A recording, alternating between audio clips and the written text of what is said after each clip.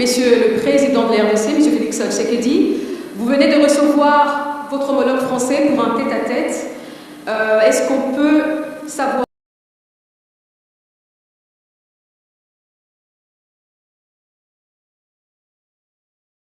quelles sont les conclusions de ces échanges et qu'est-ce qu'on peut dire sur la relation franco-congolaise? Où est-ce que nous en sommes? Merci, madame. Avant toute chose, je voudrais souhaiter la bienvenue au président de la République française, au président Emmanuel Macron. Cher Emmanuel, il nous fait un grand plaisir de venir en ce moment à Kinshasa, capitale du pays où nous sommes victimes d'une agression injuste et barbare. C'est dans le malheur, dit-on, qu'on reconnaît des amis. Et le président Macron est là pour ça. Les relations entre la République démocratique du Congo et la République française sont au beau fixe. Et après la discussion que nous avons eue, le président Macron et moi, je peux dire que nous avons tracé des pistes d'une coopération encore plus importante. Vous savez que le président Macron a dernièrement esquissé les grandes lignes de sa nouvelle vision de la politique française en Afrique. Je l'ai encouragé à ce sujet parce que j'estime que la France-Afrique est dépassée et que si la France veut être aujourd'hui en compétition avec tous les autres partenaires de l'Afrique, elle doit se mettre au diapason évidemment de la politique africaine par rapport évidemment à ce que les peuples africains veulent et de la manière dont les peuples africains regardent désormais les partenaires de coopération au développement avec qui ils sont en contact. Je me suis réjoui d'apprendre de la part du président français que cette approche est aussi la sienne et que je lui laisserai évidemment le soin de préciser cela et que moi j'allais dire cela va dans le sens évidemment des intérêts de l'Afrique. Pour ce qui est de ce que j'ai évoqué en entrée en matière, c'est-à-dire cette agression, comme vous le savez, il y a eu un mini-sommet à Addis Abeba récemment, au cours duquel nous avons désigné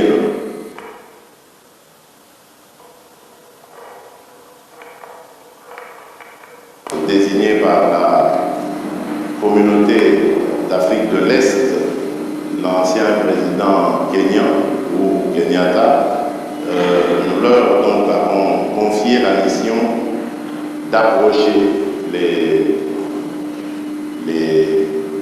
rebelles, les terroristes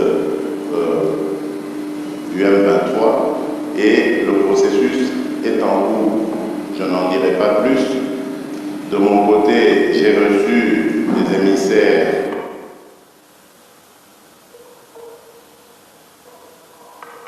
Macron, qui lui-même a récemment visité l'Angola et rencontré le président Lourenço, et il peut aussi, s'il le veut, dire ce qu'il en pense. Moi, je reste, comme vous le savez, toujours sur ma position.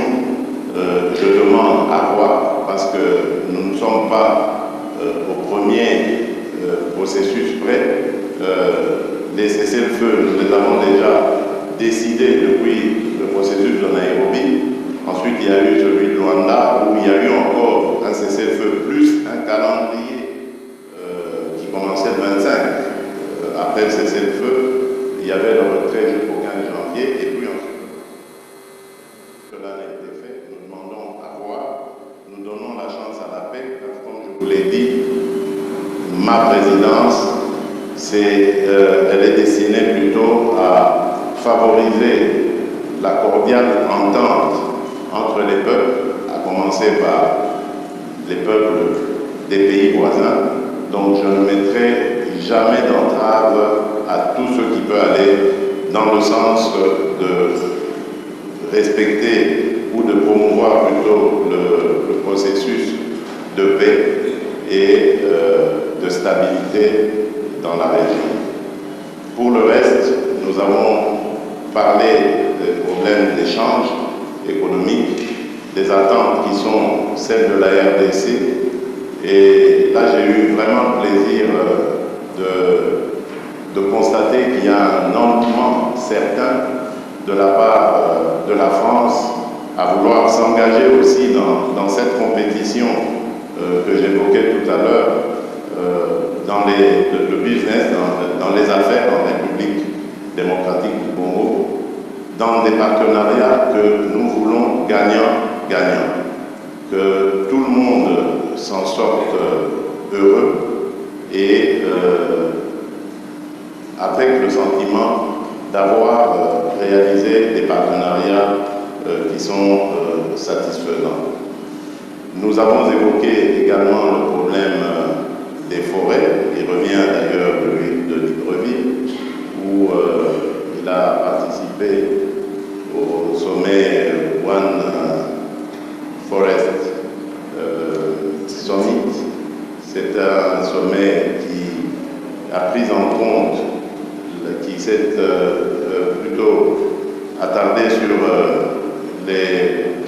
la forêt tropicale, la forêt du bassin du Congo, qui, comme vous savez, aujourd'hui est le premier poumon de l'humanité et un atout formidable pour la lutte que nous menons tous contre le réchauffement climatique.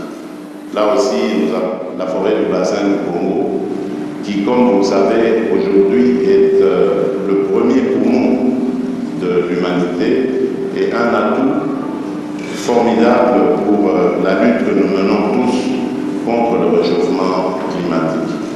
Là aussi, nous avons développé une série d'idées et nous sommes arrivés aussi à des conclusions de partenariat importants pour à la fois mettre en avant cet atout considérable qu'est la forêt, mais également comment par la transformation sur place, la transformation locale, nous pouvons créer de la richesse et des emplois, bref, une dynamique économique qui peut être favorable à nos pays. Là aussi, la France accepte de s'impliquer, de nous suivre, c'est une très bonne chose. Enfin, les minerais stratégiques, nous les avons évoqués. La France veut faire partie du débat. Ce qui m'a le plus intéressé, c'est ce partenariat qui va être conclu, je crois, avec la firme française PRGM, qui va nous apporter son savoir-faire et nous accompagner dans la certification de nos minerais, la cartographie, et plus tard, évidemment, ça nous aidera à pouvoir mieux exploiter ces domaines. Donc voilà en bref ce que nous avons passé comme sujet, et je peux dire en conclusion que la France revient en force en République démocratique du Congo. Nous espérons simplement que cela n'est pas juste un feu de paille et que ce sera vraiment un vrai départ à nouveau, parce que le président a fait d'ailleurs le constat qu'il n'y a pas beaucoup de firmes françaises en République démocratique du Congo en particulier, mais même aussi en Afrique en général, et qu'il serait temps que la France redevienne encore plus présente. Ce sera tant mieux pour nos relations, tant mieux pour les affaires, tant mieux pour l'emploi. Voilà, mesdames et messieurs, ce que je peux dire en substance, en attendant évidemment les questions des journalistes. Merci. Je vous remercie. Merci beaucoup. Monsieur le Président Macron, c'est votre première visite officielle en République démocratique du Congo, le plus grand pays de la francophonie, mais vous arrivez quand même à un moment assez particulier où il y a une dégradation de la situation sécuritaire dans la partie est du pays. Quel serait votre premier message au peuple congolais qui vous suit en ce moment, pour ne pas dire celle de l'Est en particulier? Merci beaucoup, Madame. Monsieur le Président, cher Félix, Monsieur le Premier ministre, Mesdames et Messieurs les ministres, Mesdames et Messieurs les parlementaires, ambassadeurs, chers amis. D'abord, je veux dire combien je suis heureux d'être aujourd'hui pour ma première visite, en effet, en République démocratique du Congo, dans cette salle historique pour l'histoire de votre nation. Et après avoir accueilli comme invité d'honneur le président, en particulier au Forum sur la paix en 2019, puis retrouvé lors du sommet sur le financement des économies en 2021, il était grand temps que, à mon tour, je vienne. Alors cette visite est la dernière étape, le point d'orgue en quelque sorte, d'une tournée de 4 jours qui m'a conduit de Libreville à Luanda, puis Brazzaville, jusqu'à vous, Kinshasa.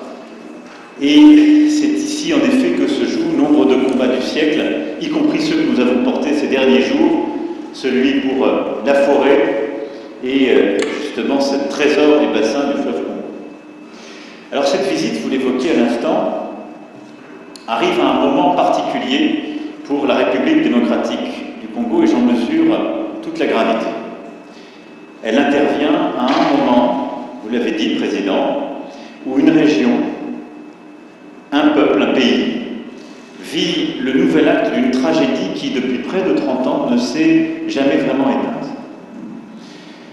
Des centaines de milliers de Congolais revivent le cauchemar de la guerre, de la fuite, du dénuement absolu. Une ville, Goma, est à nouveau sous la menace d'une rébellion qui emprunte de nouveaux acronymes, aujourd'hui le M23, mais dont le visage et les soutiens extérieurs et l'agenda sont connus. La France ne s'est jamais résignée à une soi-disant fatalité de l'histoire et à ce que l'horreur de la guerre puisse se répéter. Parce que la guerre qui revient, c'est ajouter des morts aux morts et des drames aux drames.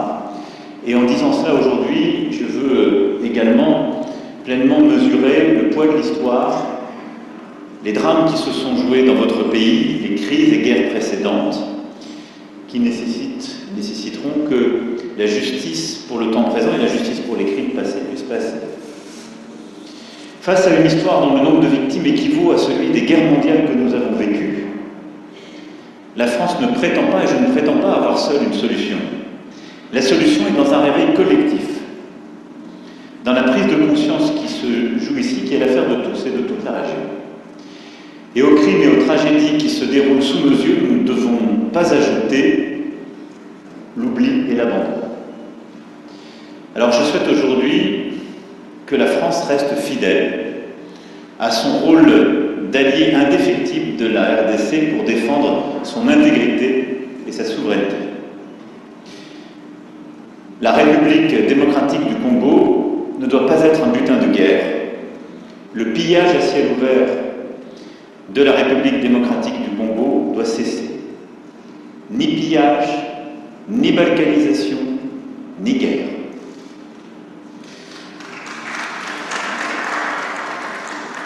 C'est le sens même de ma présence aujourd'hui, dire à tous qu'il ne peut d'ailleurs y avoir deux poids, deux mesures entre la tragédie qui se joue en Ukraine, sur le territoire européen, et celle qui se joue sur le sol africain. Et la solidarité ne saurait être à géométrie variable.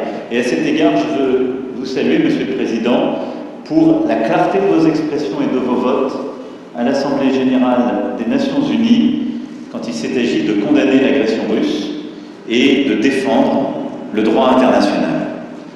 Vous méritez la même clarté. Nous avons, au cours des derniers jours, écouté des acteurs humanitaires congolais et internationaux engagés sur le terrain. C'est la première réponse de court terme.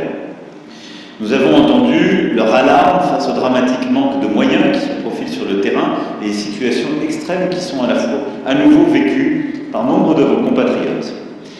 C'est pour cette raison que la France sera le premier État à répondre à l'initiative de l'Union européenne, annoncée ce matin même, de mettre en place un pont aérien humanitaire à destination de Goma. Nous allons débloquer une contribution immédiate de 34 millions d'euros d'aide humanitaire, laquelle s'ajoutera au montant de près de 50 millions annoncés par l'Union européenne. Nous nous tenons également à la disposition de l'Union européenne pour fournir des moyens de transport, civils ou militaires, et pour procéder à leur acheminement. Je veux ici remercier le commissaire européen Lénard Chic d'avoir amorcé cette solidarité européenne qui se concrétisera dans les jours qui viennent par l'acheminement de plusieurs tonnes de matériel humanitaire au profit des populations déplacées dans la région de Goma et dans toutes les régions qui ont été affectées par ces mouvements rebelles et ces groupes terroristes. Le rôle de la France, c'est aussi de tout faire pour qu'il y ait un chemin vers la paix. Pour cela, chacun doit être à la hauteur de ses responsabilités. J'ai parlé il y a quelques instants au secrétaire général des Nations Unies, Antonio Guterres, qui est engagé pour faire jouer aux Nations Unies leur rôle indispensable, et je l'en remercie. Et donc ensemble, nous devons travailler, Union européenne, Union africaine, organisations sous-régionales, pays de la région et Nations Unies, à ce qu'on chacun donc apporte sa contribution pour enfin imposer la désescalade et la paix. À cet égard, je veux ici dire tout notre soutien au processus de Luanda et de Nairobi. Et suite à la dernière réunion qui s'est tenue en marge du sommet de l'Union africaine à Addis Abeba, notre soutien à la médiation que vous avez confiée. J'étais hier avec le président Lorenzo, nous avons eu un très long échange sur le sujet et le plan qui est aujourd'hui sur la table, qui a été agréé par tous, qui est en train d'être mis en œuvre, j'en suis convaincu, est le bon, à condition évidemment qu'à chaque étape il soit respecté et que le chronogramme qui a été décidé à partir du 28 février soit dûment respecté. Cessez-le-feu sur le terrain, mécanisme de vérification sous supervision angolaise, cantonnement du M23 sur votre sol, processus de désengagement, désarmement et réinsertion, déploiement de forces régionales, et je veux ici remercier les Kenyans, j'espère que les autres rejoindront, et je veux ici dire que nous serons évidemment mobilisés pour aider au financement, et désescalade dans un premier temps, retour à une paix durable ensuite. Tout ça est ce qui nous a longtemps manqué, mais tout ça dépend évidemment des pressions politiques, diplomatiques, économiques, pour que cela soit respecté. À cet égard, la discussion que j'ai eue avec le président, la discussion que nous avons eue avec le président Lorenzo, la discussion que j'ai eue ce matin avec le président, cher Félix, et l'échange que j'ai pu avoir avec le président Kagame m'a démontré une chose. Tous m'ont apporté un soutien clair au cessez-le-feu pour mardi prochain, qui est prévu dans le chronogramme, sur lequel se sont engagés aussi les représentants du M23 qui sont allés voir le président Lorenzo. Nous verrons maintenant si chacun respecte la parole donnée. Mais si je dois retenir un seul motif d'optimisme, c'est que tous mes interlocuteurs adhèrent à ce plan porté par l'Angola, le Kenya, le Burundi, et je salue, cher Félix, le courage qui est le vôtre de donner une chance à ce plan et à la paix. Avec une exigence légitime, c'est que tous ceux qui s'y engagent respectent la parole donnée, les rendez-vous, les dates et l'effectivité des choix pris, des promesses tenues. Il nous revient d'être collectivement à vos côtés pour faire la démonstration que ce choix est le bon. Ceux qui s'en éloigneront auront une responsabilité écrasante et s'exposeront à la sanction de l'histoire. Et dans une région où la France a su regarder en face son propre passé, nous savons combien ce poids de la sanction de l'histoire peut être accablant. Je le disais en ouverture de mon propos, cette visite en un moment de gravité est aussi une visite d'amitié, d'espoir, et le président l'a évoqué à l'instant. Et c'est un espoir légitime parce que vous êtes un grand pays, et nos deux pays ont en quelque sorte en commun aussi de voir grand. Et pour transposer un mot célèbre du général de Gaulle, le Congo ne peut être le Congo sans la grandeur. Et donc, aucun pays d'Afrique n'est plus doté que le vôtre de richesses de toutes sortes et une capacité à saisir un destin d'exception. C'est pourquoi nous souhaitons bâtir un partenariat nouveau sur plusieurs axes. D'abord, vous aider à la pleine souveraineté sur le plan sécuritaire et militaire. Nous sommes déjà les premiers partenaires en termes de formation militaire de la RDC. Nous souhaitons faire davantage parce que la condition pour qu'il y ait, dans la durée, la fin des pillages, la fin du risque de balkanisation que j'évoquais, c'est qu'il y ait le retour de l'État régalien et des conditions de cet État régalien partout sur le territoire. Nous souhaitons être des partenaires dans la durée de ce travail. Formation, équipement, capacité à être à vos côtés, ça correspond au nouveau partenariat qui est le nôtre. Deuxièmement, c'est sur le terrain économique, vous l'avez dit. Nous allons cet après-midi dans une conférence économique illustrer ce que je disais lundi. Nous répondons aux demandes qui sont les vôtres. On ne vient pas plaquer des solutions. On vient avec des entreprises de toute taille, de tous ordres et beaucoup d'entreprises nouvelles.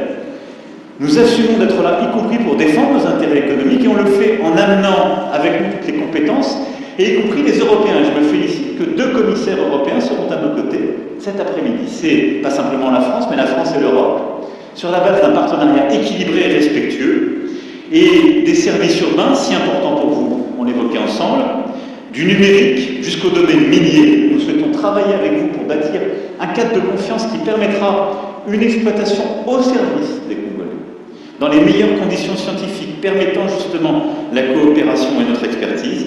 C'est, je crois, la clé de ce partenariat économique qui nous permettra aussi de faire mieux. Parce que l'Afrique est un théâtre de compétition. Il faut que cette compétition se fasse dans un cadre loyal, qui serve les intérêts des populations, qui aide à lutter contre la corruption, mais où nous avons notre place à jouer, ni plus, ni moins. Ensuite, après le sécuritaire et l'économique, c'est la science et la recherche. J'aurai cet après-midi l'occasion et l'honneur d'être reçu par le professeur Mouyembe, découvreur du virus Ebola, dans ce fleuron de la recherche scientifique congolaise et africaine qui est l'Institut national de recherche biomédicale. Je veux ici d'ailleurs rappeler combien la France a été engagée dans cette lutte contre le virus Ebola avec les meilleures équipes de l'INSERM, de plusieurs de nos laboratoires, combien nos chercheurs, nos épidémiologistes sont venus. Yves Lévy avait eu cette mission confiée il y a quelques années, ici même, et je veux saluer cette coopération, mais l'INRP dans le séquençage des virus les plus dangereux, dans la lutte contre la pandémie de Covid-19, dans la formation d'étudiants venus de toute l'Afrique, prouve tout ce qu'on peut accomplir quand notre coopération se donne les moyens. Et sur ce modèle qui est un fleuron de la coopération franco-congolaise, je souhaite qu'on aille beaucoup plus loin, et la ministre de l'Enseignement supérieur et de la Recherche pourra illustrer cette volonté dans de nombreux domaines d'échanges scientifiques et universitaires.